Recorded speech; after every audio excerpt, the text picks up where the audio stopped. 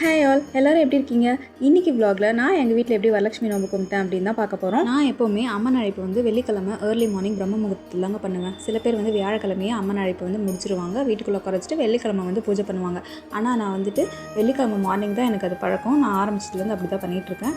இன்றைக்கி வந்துட்டு வியாழக்கிழமையே நான் என்னோடய ஒர்க்லாம் ஸ்டார்ட் பண்ணிட்டேன். பூஜை பாத்திரம்லாம் கழுவி எல்லாத்தையுமே போட்டு வச்சு ரெடி பண்ணி வச்சுட்டா நம்மளுக்கு வெள்ளிக்கிழமை வந்துட்டு ஈஸியாக இருக்கும் இல்லையா காலையில். அதனால் நான் வியாழக்கிழமையே பாதி வேலை முடிச்சிட்டேன்.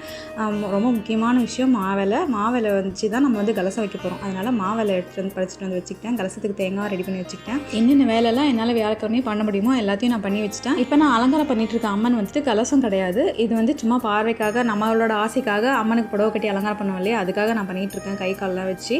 ஆனால் கலசம் வந்துட்டு நாளைக்கு காலையில் தான் நான் வந்து பண்ணுவேன், வெள்ளிக்கிழமை காலையில் தான் பண்ணுவேன். வியாழக்கிழமை ஈவினிங்கே நமக்கு இருக்கிற எல்லா குட்டி குட்டி வேலையும் முடிச்சுட்டு யாரையாவது கூப்பிட்டுருந்தா அவங்களுக்கு தாம்பலம் கொடுக்கறதுக்கு அது எல்லாமே ஒரு தட்டில் தனியாக எடுத்து வச்சுட்டு நம்ம எல்லாமே ரெடி பண்ணி வச்சிட்டோம்னா ஃப்ரைடே மார்னிங் எழுந்து குளிச்சுட்டு நம்ம அப்படியே அம்மனை மட்டும் அலங்காரம் பண்ணி கலசத்தை அலங்காரம் பண்ணி அப்படியே அழைச்சிட்டு வந்துடலாம். நான் இப்போ கலச தேங்காயில் முகம் கூட கட்டி வச்சிருவேன். நம்ம என்ன மறக்கிறோமோ இல்லையோ அம்மனுக்கு கண்டிப்பாக வந்துட்டு ஒரு மஞ்சக்கிழங்குல கொம்பில் வந்துட்டு தாலி கயிறு கட்டி அது கண்டிப்பாக அம்மனோட கழுத்தில் போட்டுக்கணும். அதுதான் நான் இப்போ ரெடி பண்ணிட்டு இருக்கேன். வெள்ளிக்கிழமை காலையில் ஏர்லி மார்னிங்கே எழுந்து நான் வந்த உடனே அம்மனுக்கு வந்துட்டு கலசம் அலங்காரம் பண்ண ஆரம்பிச்சிட்டேன். நான் வருஷம் என்ன ஃபாலோ பண்ணுறனோ, என்ன பழக்கமோ நான் அதை தான் எப்போவுமே பண்ணிட்டு இருக்கேன். புதுசாக நான் எதுவும் ஆட் பண்ணுறதில்ல. ஒருத்தருக்கு ஒரு பழக்கம் இருக்கும். நீங்கள் அதுக்கு தகுந்த மாதிரி கலசத்தை தயார் செஞ்சுக்கலாம். ஆனால் என்ன பொருள் போட்டாலும் ஒத்தப்படியில் போடுற மாதிரி மட்டும் பார்த்துக்கோங்க.